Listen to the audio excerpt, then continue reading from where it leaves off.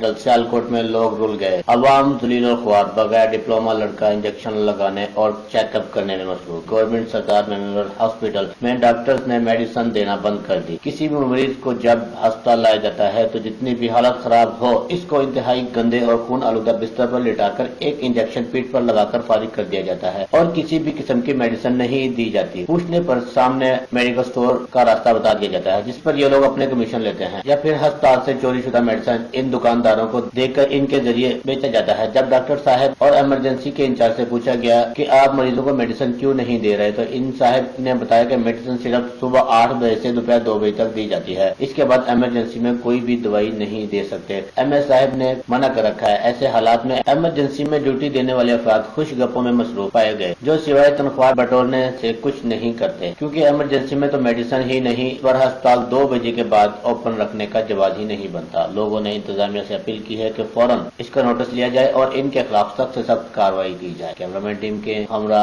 Mohammad Imran बटराज, news Sialkot.